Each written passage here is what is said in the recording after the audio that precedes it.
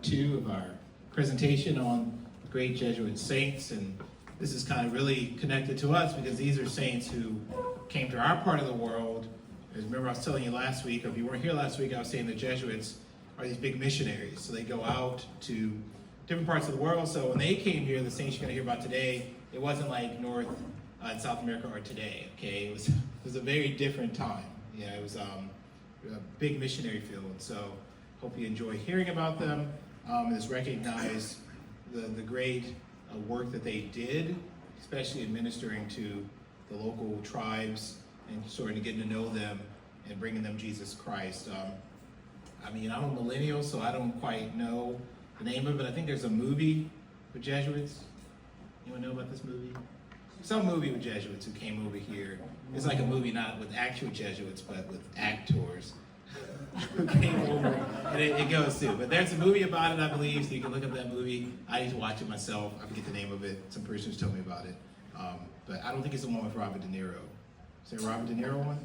Sorry, I'm getting into movies. But there are great movies about Jesuits that you should watch. One is called Silence, that came out recently, about their ministry in Japan. And there are other great ones. So you can watch some of those movies to kind of see the cinema version of what these Jesuits did. But there's also great books, because Silence, the movie, is based off of a book. So you can also read the book. So I'm going to turn it over to Dr. Cheryl White to tell us more about these Jesuit missionaries. Great, thank you, Father. I don't need that microphone. Right. Let me plug in my clicker. I just realized I did not do that. It helps to be able to see. All right, good morning. Good morning. So as Father Rainey said, we're going to talk a little bit about these great missionaries, these missionary efforts of the Jesuits. Although the major part of the talk is going to be confined to the North American martyrs that you see depicted here, Saint Isaac Job and companions. Well, sometimes you'll see it, Saint Jean Brebeuf and companions. But I'm also going to talk a little bit about Jesuit missionaries and martyrs elsewhere, because I don't know how many of you read my flock note, but how many of you read my flock notes, by the way? Thank you for being honest. Sometimes. Okay. So one of the things I mentioned in this week's flock note is that there are documented to be 200, a little over 200 Jesuit martyrs in history. And you think, okay, well that simultaneously sounds like a big number, and then it doesn't sound like a big number when you consider that the Franciscans and the Dominicans probably suffered more in terms of martyrdom, in terms of sheer numbers, perhaps that's true. But when you think about how relatively new the Society of Jesus is in terms of the history of the church, I think that begins to take on more significance. Remember that they don't become an established order until 1540, which is pretty late, centuries after, of course, we have the Franciscans and the Dominicans, the Benedictines even longer. So there's sort of I think, more of an urgency to their story, because they are born in a time of significant religious change in Europe. Remember that this is during immediately following the Protestant movement, during the time of the Catholic Reformation. It's one of the reasons that, of course, they are so revered in our tradition from the apologetics perspective, is because it's the Jesuits who showed up at the Council of Trent and made some very convincing and compelling arguments for the papacy and for the tradition and doctrines of the church. So all that is to say that I think that 200 is an impressive number when you consider that they haven't been here that long, right, in the big scheme of things. So before we get into some pretty heavy material today, and it is going to be heavy, I'm glad that Dottie didn't serve a heavy breakfast this morning, because some of these stories are hard to tell. They're hard to hear. And as I looked at this again yesterday, and I was trying to decide exactly how far I wanted to go with this, this is the kind of stuff my students love. They want to hear all the grizz and gore. But it's their witness. It is their witness. It's how many of these men died that I think makes their stories all the more compelling to us, what they were willing to suffer. And the case of St. Isaac Job, as you're going to see, someone who escaped what he knew happened to others and returned anyway. So I think that their stories are great. But before we get into all of that heavy stuff, I wanted to lighten the mood a little bit by beginning with some jokes about Jesuits. Y'all ready? I do this with great intentionality, okay? Not to make fun or to mock. Because I believe, as a historian, as an academic historian who teaches this stuff, I can tell you that it is in satire and criticism and humor that comes down through the centuries that we begin to see the impact that people have made. Do you know that? Do you bother to make fun or mock or satire somebody that hasn't had any significance in history? The more visible you are on the historical radar, the more likely you are to be the subject of someone else's humor or the butt of someone's joke. Yeah? So these are jokes that Jesuits tell about themselves. And the first one, I actually heard from a Jesuit. Okay? Jesuit, probably all of you know. Father Robert Spitzer. If there are 3 ways to do something, the Dominicans will debate which option is most properly ordered. The Franciscans will choose the poorest one, and the Jesuits will do whichever one actually works. Okay? In heaven, the Franciscans still live in poverty, the Dominicans are still preaching, and the Jesuits run the place. Or this one, I think this is my favorite, sort of speaks to a little bit what we're going to talk about today. A Jesuit makes a vow to go anywhere the Pope sends him, and then spends his entire life convincing the Pope to send him where he has already decided to go. So all of that is to say that, there's even a word that we use in our vernacular, not all of us do, but sometimes we do, a word that invokes their name that has come to mean a sort of evasive or expansive reasoning, sort of maybe dodging the subject to try to give a broad answer to something. And it's called Jesuitical. Jesuitical. So they are the subject of both historical admiration and criticism, which speaks to the fact that they have been at the center of the entire early modern and modern era. They're on every page of history from the 16th century forward. They were seen as too powerful at one point in their history. I'm going to touch a little bit upon this too. Too powerful, too close to the Pope. At a time when there was a great effort to separate the concepts of church and state, the Jesuits got caught in the middle of that because they do take this 4th vow to support the papacy. They have suffered from being criticized for their liberal theology or their interpretations of doctrine. They have been criticized for being too educated. So why? Why all these things? Because clearly they have made an impact. Clearly. So the impact we want to look at today is that of their devotion to spreading the Catholic faith, even at the ultimate cost. This is a fact that absolutely no detractor or critic is going to be able to argue with. Is their witness in the mission field. Okay? So, there it is, right? That's the imperative.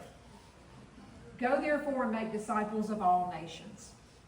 The Society of Jesus, the Jesuits, founded in 1540, took this very seriously. I'm going to show you a timeline that's going to speak to this a little bit more.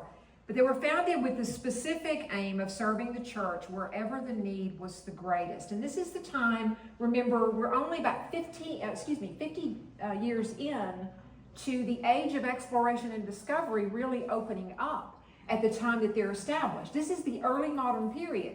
They are born at a time of great change. And I think the way they've stepped into it is really nothing short of remarkable. They take the traditional vows of chastity, poverty, and obedience. But yes, they take that 4th vow to the Pope specifically. So when Pope Paul III recognized the order in 1540, the condition was, and here this painting of course depicts him receiving the rule book from St. Ignatius of Loyola. When he accepted this, it was with the qualification that they had to limit their numbers to 60. The Jesuit order, he said, in 1540 could grow no larger than 60.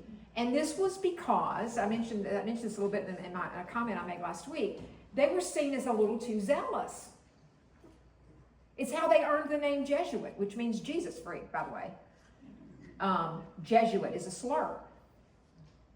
And Pope Paul III, I think, was quite cautious. He wanted to step back and see what this order was going to be, what they were going to do. And again, it's a time of very rapid change. The church is fighting Protestantism. The Council of Trent is 5 years away from being called. The first session of that Reformed Council opened in 1545. So the Pope is really cautious about this. But after the Council of Trent, the order was permitted to expand once the church saw how effective the Jesuits were at defending doctrine, at defending the papacy. They're very articulate and persuasive, and yes, they do place a high value on education, as of course we've seen here in our own local community. So their presence at the Council of Trent meant that restriction was going to be lifted by Pope Julius III, who said, I'm removing the numerical cap on your order. Go forth, right? Go forth. Allowing them to grow freely and expand their missionary and educational efforts worldwide. Now, this might be a talk for another time. I really don't have a lot of time to go into it today, but I do want to mention that the Jesuit order was suppressed in 1773. Clement IX, under very intense political pressure from monarchs of Europe, Catholic monarchs of Europe, especially France, wanted the Jesuit order suppressed because they were seen as, guess what? Too loyal to the Pope. They were seen as too loyal to the church, too loyal to the Pope. So this dissolved the Society of Jesus, and they actually confiscated many of their properties, dismantling a lot of Jesuit missions that were already in place, but they were restored less than 50 years later under Pope Pius VII. But from about 1773 to 1815, you have this suppression of the order. This papal decision of Julius III, however, to expand their order was crucial to this very rapid sort of global spread that we see that takes place in the 16th and 17th century, but it's also the reason the order produced so many martyrs, of course. It's during this time period, this atmosphere, let's remember there's two things going on. You've got this new world expansion that's a new mission field for spreading the gospel, right? It'd be the same thing if we were, Diane and I were just talking about this, it'd be the same thing if we were to go home today and turn on the news and find out that there is life on Mars, intelligent life on Mars, right? What should be the first thing the Catholic Church would want to do? Go baptize them, right? I think Pope Francis even said that. Well, what if we discover intelligent life on another planet? His first response was, we baptize them. So it is that same sort of perspective to realize that in this opening up of this age of exploration and discovery, nobody knew that there was this life on the other side of the planet. As a matter of fact, the medieval church had taught that there was no life on the other side of the world. They called it antipodes. There's nothing there. So imagine how this would change your worldview, to realize that all of a sudden the world is a lot bigger than you think it is, and there are people there, okay? So obviously the church is going to respond to this. The other thing the church is having to respond to is what's going on in the religious environment in Europe, where you have the movement of Protestantism that begins in 1517 in earnest, right? So these two things are going on at the same time, and here you have this brand new order with this zeal for the Pope and this zeal for the church. So among the earliest and most enduring missions, therefore, was the evangelization of the world. The world. Their motto, Ad Maiorem Dei Gloriam, for the greater glory of God, inspired thousands of Jesuits to leave home, to learn new languages, to leave behind safety and family in order to proclaim the gospel even unto death. This is kind of a timeline to show you where we're going. So it's in 1540s. I mentioned that Pope Paul III recognizes the Society of Jesus. It's interesting that just 2 years later, St. Francis Xavier departs for India. This is something I know that our seminarian Brett is going to talk about next week. But just 2 years later, St. Francis Xavier departs for India, the first really of the Jesuit missionaries. And then by 1600, the Jesuits are literally in Asia, Africa, the Americas, and in Britain, which is going to be a little bit different circumstances. I'm going to talk about it though, because it relates to that Protestant issue we were talking about. So you see how rapidly this develops. And again, it's not in a vacuum. It's in these very unique conditions of the 16th century that the Jesuits are able to be so productive. Now, I did mention, I do want to talk about this because, at least for a moment, to pause and talk about the Jesuit martyrs of England, because it's linked to that first thing, to the Protestant movement that's going on. The Jesuits established a missionary base in the Spanish Netherlands, which is modern-day Belgium today. The Low Countries is what they were called at the time. But specifically at a place called Douai and Saint-Omer, they established seminaries specifically to train priests to go into England, where the Mass was now illegal. Okay? Into Elizabethan England, where Catholicism was suppressed. Beginning in the 1560s and 1570s, there's a series of laws in England called the recusancy laws that made the Mass increasingly restricted Catholics, finally to the point where Catholicism is basically illegal. It's forced underground. The Mass is illegal. And the Jesuits are training priests to go into England to keep the Mass going. Okay, that was the whole purpose. So they used these two seminaries as kind of strategic missionary outposts, again, going back to that idea of mission. And it is during this period of Elizabethan and early Stuart period, so like 1570-ish to actually into the early 17th century, even under James I, there's some of this going on. At least 43 that we can document, 43 martyrs, Jesuits were martyred in England and in Wales for just being a Catholic priest. 43. These Jesuits were executed under the law of Britain, which was, as I mentioned, the recusancy law. It's high treason.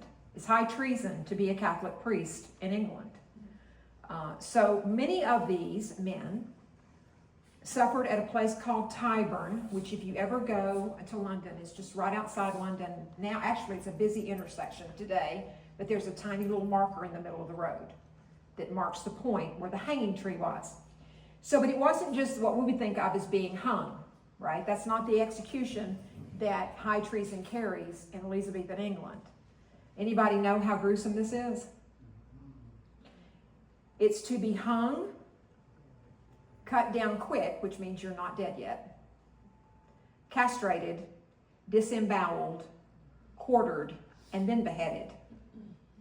Now see, this is the point where my students, see, look at Jane. Jane's going, my students be going, wow. Okay, so what awaited, the faith that awaited these men, when you know that that's what it is, and you go anyway,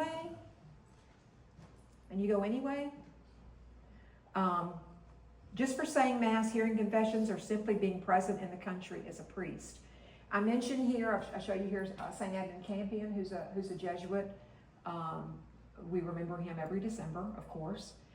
He is one, and I actually wanted to, I think I brought this with me. It's a poem that was written by William Byrd, who was an eyewitness to Edmund Campion's execution. He was a musician. This poet was also a musician to Elizabeth I and was apparently secretly a Catholic, because this is what William Byrd wrote about Edmund Campion's execution. In his heart-rending groans, his sighs to Christ, I heard song while he suffered trials. Savagely racked, broken, now at Tyburn on this frozen winter's morn, Campion, a most exquisite priest, presents himself to die. The hangman himself is moved to mercy. Thus, when the rope snaps, wrenching around his neck, his twitching legs are tugged to make his death quick, sparing him the horrors of hacked off limbs, disemboweling. A faint Te Deum is rising from the crowd. This will be my task, to immortalize this hero in music. With sacred hymns, stately marches, will I emblazon his name for all eternity. So there is obviously a strong undercurrent of Catholicism still going on in England. And I don't know if any of you have ever been to any places there where masses were secretly said. There's a place called the Priest's House, 16th century. It's in sort of south central England. It's one of the few places that still survives. It's on a body of water that comes in from the Thames River. And what they would do is these Jesuits would get off in London at the Thames, and then they take these little tributaries up to different little small communities. And there would be someone there, a house, that was identified as a place where they would keep a priest. They would give him safe harbor. So I went into one of these a few years ago, and there is, if you go to the attic of this 16th century house, there is an altar that would come out of the floor that's about this wide,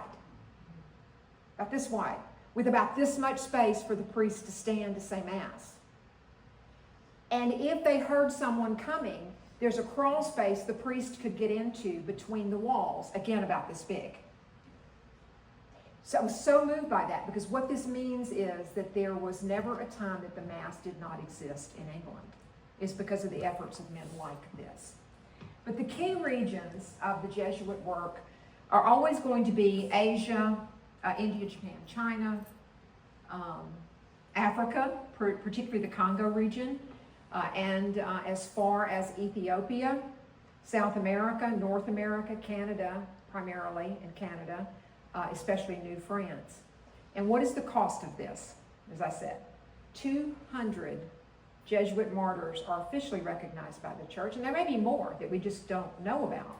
I think many others probably remain unnamed. Some examples of notable martyrs elsewhere. How many of you have heard of St. Paul Miki and his companions, the martyrs of Nagasaki, 1597? On February 5th, 1597, 26 Christians were executed in the city of Nagasaki by crucifixion, including 17 lay catechists, an altar server who was 12 years old. I think one was 14, one was 12. The youngest, I believe, of these martyrs was 12.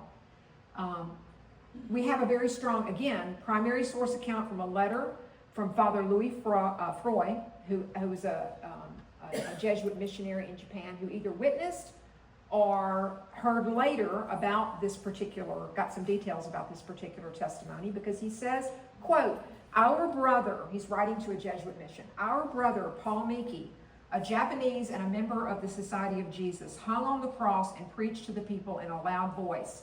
He declared himself to be both Japanese and Jesuit. Well, that was interesting he said that. Both Japanese and Jesuit. He said he was about to die for the gospel and gave thanks to God for such a noble favor. He forgave his executioners from the cross and gave them his blessing.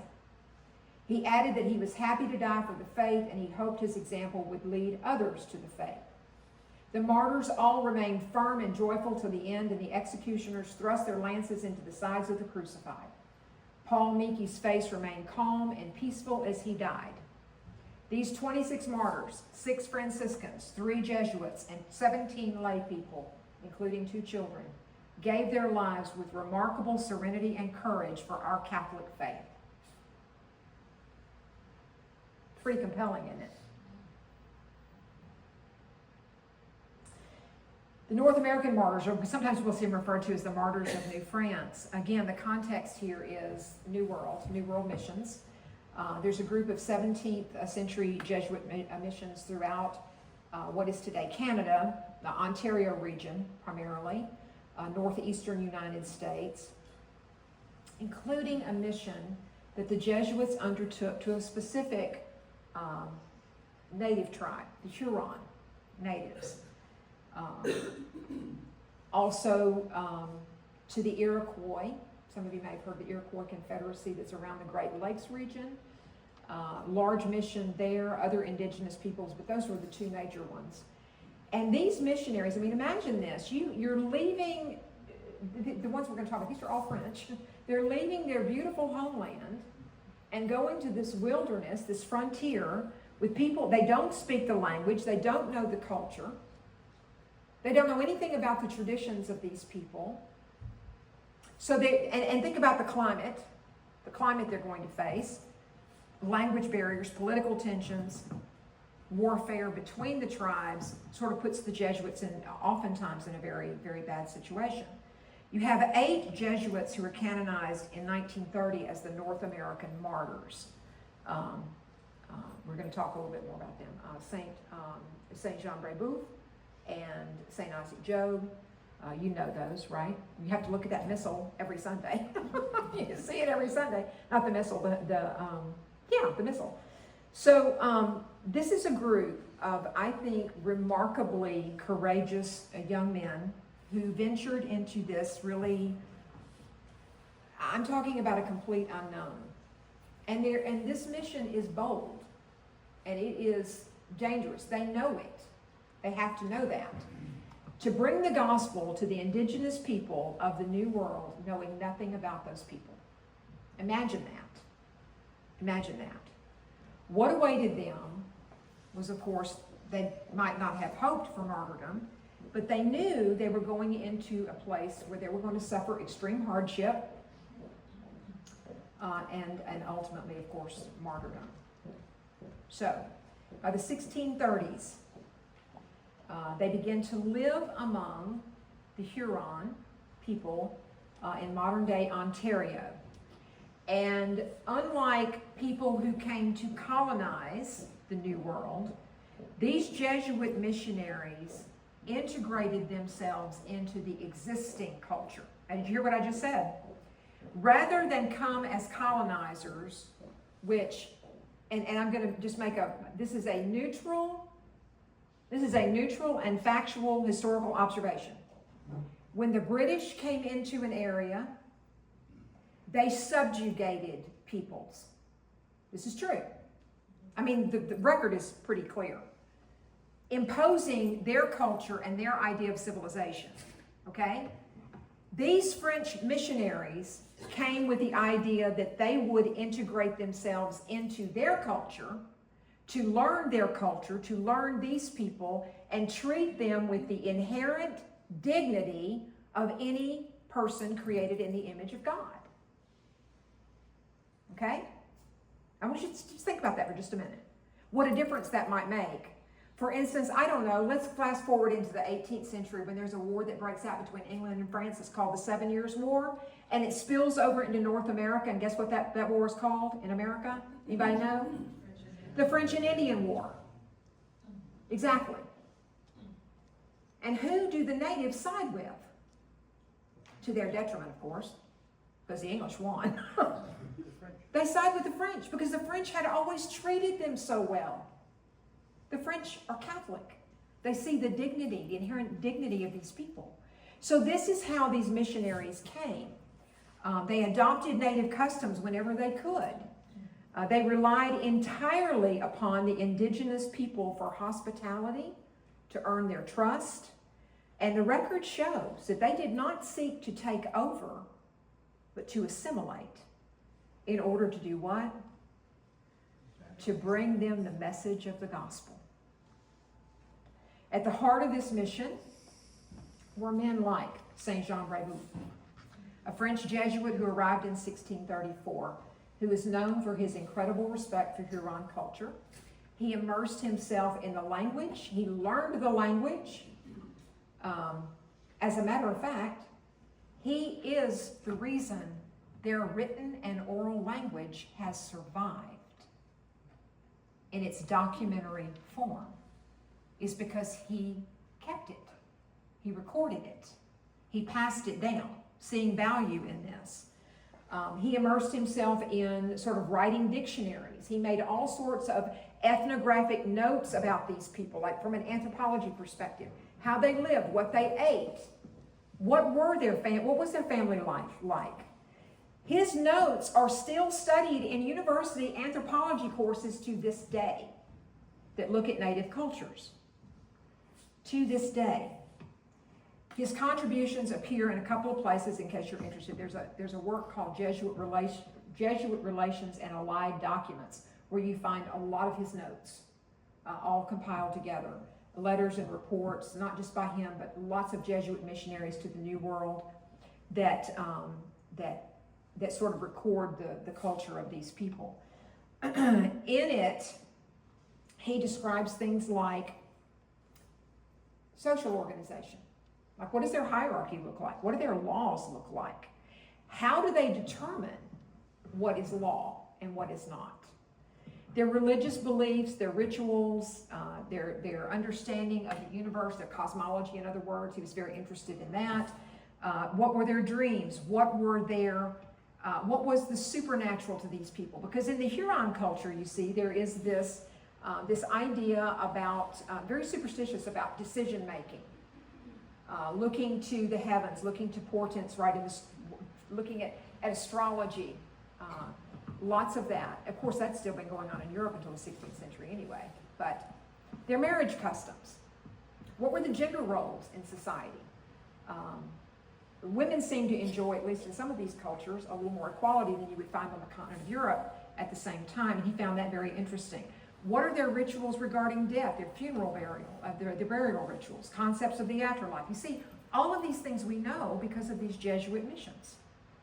And his writings really reflect, I think, and I can't verify this, but I think this is true, one of the earliest European attempts to systematically describe, in a neutral and objective way, a non-European society from like a close-up perspective.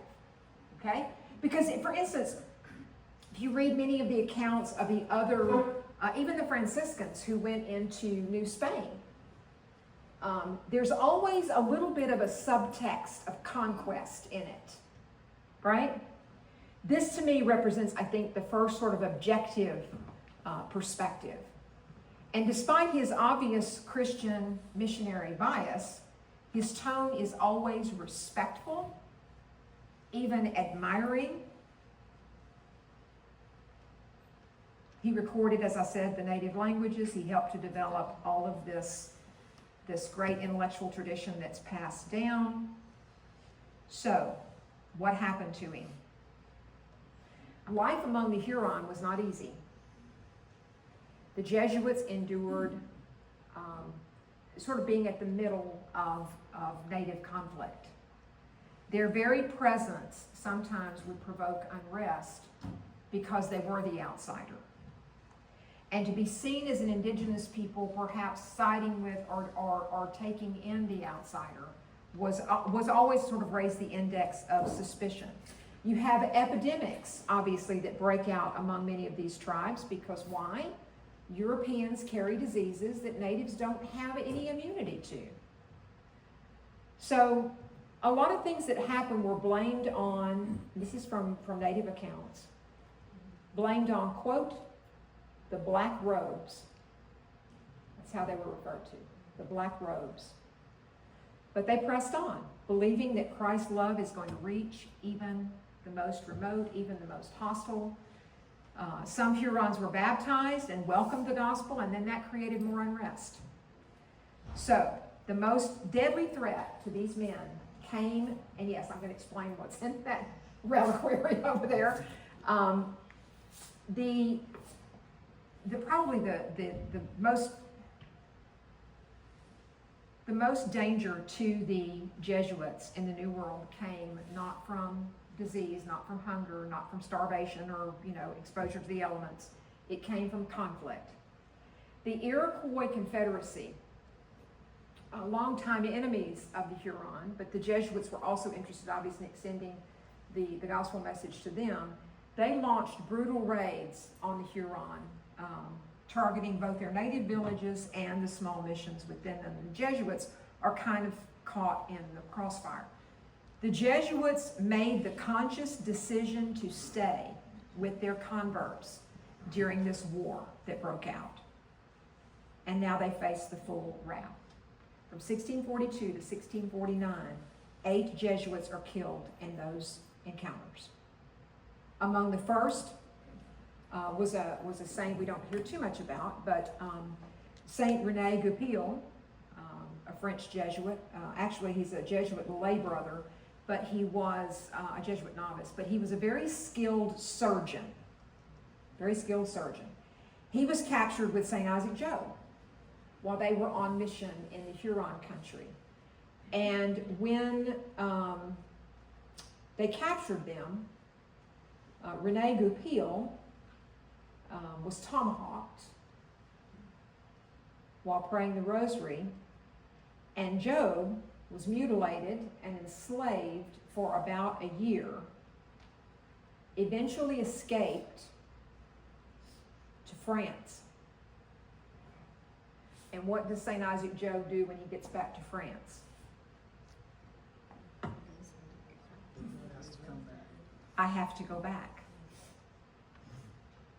So he returned to New France to continue his mission, and he was martyred in 1646 in what is now Auriceville, New York, upstate New York. So these two men, I mean, there's actually, as I said, 6 others. There's St. Gabriel Lallemant, Lallemont, St. Gabriel Lallemant, who was captured during an Iroquois assault on the Huron mission. And what followed was a pretty horrific ordeal. Brébeuf, who was actually captured at the same time as Lallemant, was tortured for hours. His flesh was cut, his lips were burned off, and he had boiling water poured over his head repeatedly in what was a mock baptism. Witnesses later testified to his composure, the fact that he never stopped praying throughout his ordeal. And Lallemant, much younger and very new to the mission field, suffered a very similar fate.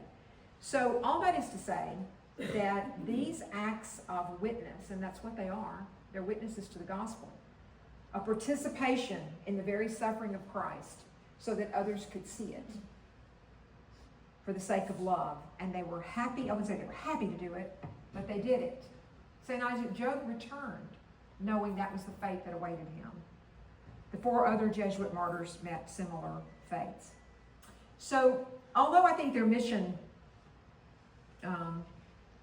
we could look at it and say, from a secular perspective, for instance, well, I would dare say, even from a secular perspective, it's hard to see anything about this that is not noble, that doesn't sort of reflect this higher call, that their blood is not spilled in vain. It was actually given for something of the greatest importance.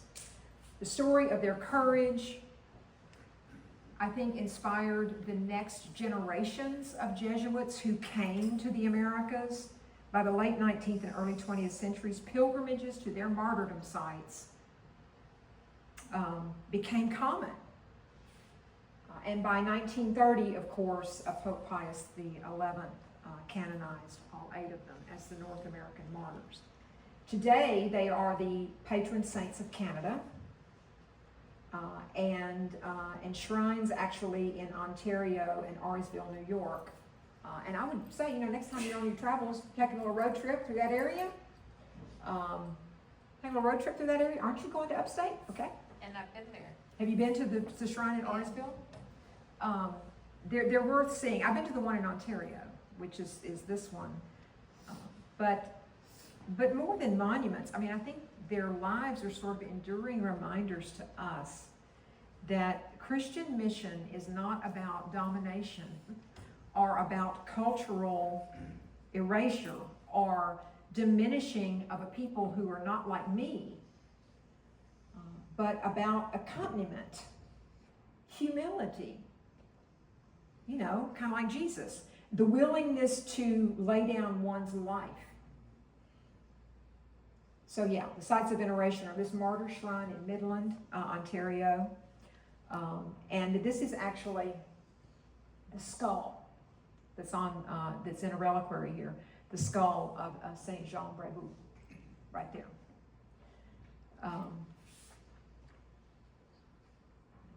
So, what can we say about all of this together? Their missionary legacy, like if we were putting all the jokes aside that I began with, to sort of look at, well, what is their enduring legacy? Like, what does this all mean for us? They preserved written indigenous languages, making it possible for scholars today to study them, to study those cultures. They preserved oral traditions of these cultures they came into contact with. They were the first to advocate for the dignity of indigenous people. You know? The first. Yeah, you can fast forward to the 18th century and you might want to cite somebody like Thomas Jefferson, right, who called them what? Y'all remember what he called them? The noble savage. Yeah? These 17th century Jesuits advocated for their inherent dignity of all people. They are among the first explorers to chart and describe the New World. And I think that sometimes we miss this big piece. The Jesuit legacy is as much in science and exploration as it is in missionary work. They were among the first Europeans to chart and describe regions of the New World. I mean, actually drawing accurate maps. They have always seen and continue to see, to this day, science as a means of evangelization. Why? Because science demonstrates the whole rational order of creation. It's a universal way to appeal to everybody, whether you have any scientific knowledge or not. It's a universal way to point to the rational order of the creation as having some point of origin beyond ourselves. They've always been big advocates for that. Today, they run some of the most advanced observatories in the world, including the Vatican Observatory, which is headed by a Jesuit today. They have published over 6,000 scientific documents in their history. They were the first in Europe to teach and spread Galileo's methods, even as the church itself was struggling with Galileo. They founded hundreds of schools. I actually couldn't find an accurate number on this. Major universities right here in the United States, including, of course, Georgetown, Boston College, Loyola, Fordham University. Some of the biggest names in higher education are Jesuit institutions. They serve in over 100 countries today. In education, primarily, but also in social justice, in interreligious dialogue, again, appealing to that sort of what it is we all share in common as being created in the image of God. And their martyrdom, I think, reminds us that evangelization is not domination. It's accompaniment, it's humility, it's meeting people where they are. And by the numbers, as I said, there's 200 of them.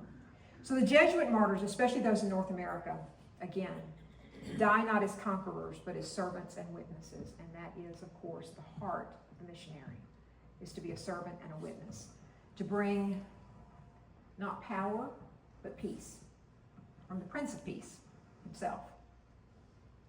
Their blood, it's Tertullian of Carthage who said this. Everybody remember what Tertullian of Carthage said about this? The blood of the martyrs becomes the seed of the church. In every place they were as missionaries, the Catholic faith took root and spread. So, a concluding quote I want to share with you comes from the founder of the order, that I know Brett will talk about next week, a little more about St. Ignatius of Loyola, who said, "Love is shown more in deeds than in words." And I think if that is true, I don't think any critic, any satirist, anyone who wants to mock the Jesuits, they're easy to mock because they've played such a huge role in the history of the last 500 years. Nobody can take this away from them, that love is shown more in deeds than in words. All right. I finished a little early. I can't believe that, but I did. I could talk about a lot more. What else y'all want to talk about? Any questions, comments, anything?